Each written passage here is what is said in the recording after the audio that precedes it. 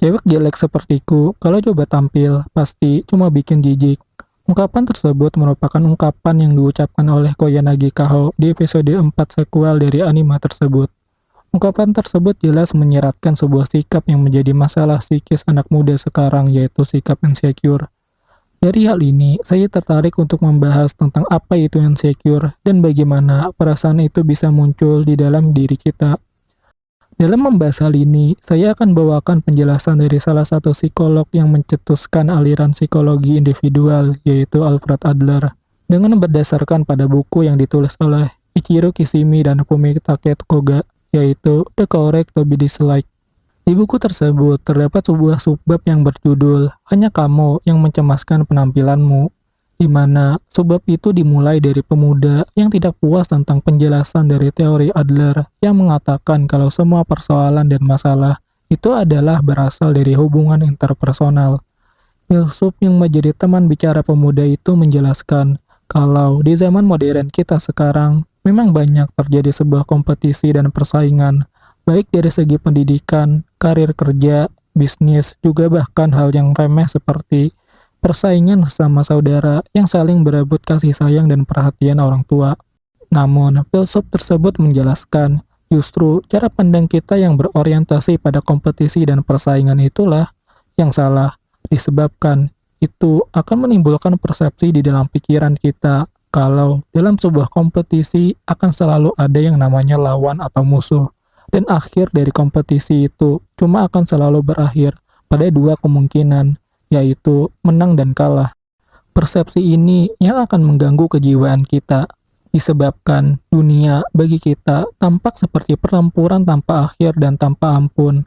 Bahkan, jikapun kita selalu menjadi pemenang dari setiap kompetisi yang ada, kita tidak benar-benar bisa lengah dan istirahat sejenak, disebabkan bisa saja orang lain sedang memantau kelengahan kita dan memanfaatkan itu untuk mengalahkan kita. Maka dalam tahap ini, sifat inferior di dalam diri kita akan muncul, yaitu perasaan di mana kita merasa lebih rendah dan lebih hina dari orang lain. Atas dasar apa perasaan ini jadi muncul? Yaitu dari keadaan di mana kita secara radikal menilai diri kita sendiri untuk memperbaikinya, agar nilai diri kita tersebut tidak menggagalkan kompetisi yang akan kita hadapi. Namun ironisnya, penilaian atas diri kita agar kita bisa memperbaikinya itu malah membuat kita semakin sadar kalau sebenarnya diri kita itu lebih buruk dan lebih banyak kekurangannya dari apa yang kita sangkakan. Ini mungkin mirip dengan paradoks Socrates yang mengatakan kalau aku tahu kalau aku tidak mengetahui apapun, yang berarti semakin aku tahu, semakin aku sadar akan kekurangan pengetahuan yang kumiliki. Yang dalam konteks ini adalah nilai diri, maka semakin kita sadar akan nilai diri kita, semakin sadar kita akan ketidakbernilaian diri kita. Paradoks ini yang mengenai para individu yang berkompetisi dan bersaing, dan sikap insecure timbul dari hal ini, yaitu dari bagaimana kesadaran akan ketidakbernilaian diri kita itu membuat kita putus asa dan hilang harapan atas kemampuan diri kita untuk terus bersaing dan berkompetisi dengan orang lain. Oleh karena itu, filsuf itu menceritakan tentang temannya yang selalu menghadap cermin untuk menata rambutnya.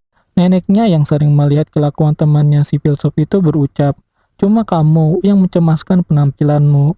Yang dari ucapan neneknya itu membuat temannya filsuf itu langsung sadar dan mengatakan kepada si filsuf kalau setelah ucapan itu hidupnya menjadi lebih tenang dan lebih mudah.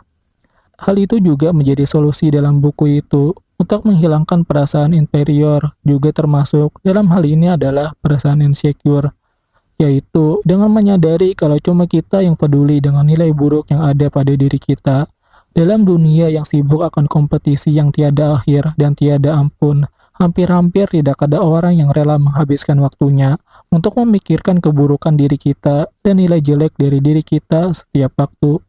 Oleh karena itu, filsuf itu menyarankan kepada si pemuda untuk meninggalkan pemikiran dunia yang kompetitif dan persaingan itu, dan memilih untuk menganggap kalau orang lain adalah kawan seperjuangan, alih-alih lawan yang perlu dikalahkan. Dengan menjadikan orang lain sebagai kawan seperjuangan, kita akan bisa fokus pada apa yang dapat kita lakukan, alih-alih memikirkan pemikiran orang lain terhadap diri kita. Karena orang lain kita anggap sebagai kawan seperjuangan, maka setiap usaha orang lain untuk memenuhi kebutuhan hidupnya juga berarti usaha berbuat baik kepada orang lain, termasuk dalam hal ini adalah kepada kita sendiri. Seperti nilai ideal dari ekonomi liberal yang diajukan oleh Adam Smith. Jika kita kembalikan kepada ungkapan Kahau sebelumnya, maka jelaslah bagi kita kalau pada saat itu Kahau sedang insecure yang disebabkan oleh kompetisi yang sedang ia ikuti, yaitu kompetisi cosplay terbesar di tempat itu. Melihat dari saingan-saingannya yang merupakan seorang cosplayer terkenal ke-1 sampai ke-10 di penjuru Jepang, membuat Kahau sebagai seorang cosplayer yang berperingkat ke-500-an, membuatnya tertekan dan sikap insecure-nya itu timbul. Bahkan saking parahnya sikap insecure-nya itu, sampai-sampai Kahau mengatakan kalau dia cuma seorang cosplayer kelas teri yang setara dengan larva serangga dan dipandang sebagai kroco yang mudah untuk dikalahkan oleh cosplayer-cosplayer lainnya.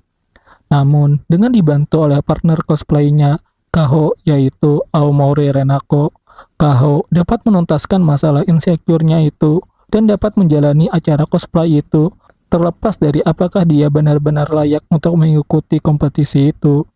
Keberhasilan Kahau dalam menuntaskan perasaan insecure-nya itu ditandai dengan ungkapannya kepada Renako, yaitu, "Ayo gagal bareng, terus ketawa bareng sambil bilang, parah banget ya." Dalam hal ini, Kahau tidak lagi menjalani kompetisi itu dengan berpandangan pada kemampuan dan nilai diri yang terdapat pada dirinya.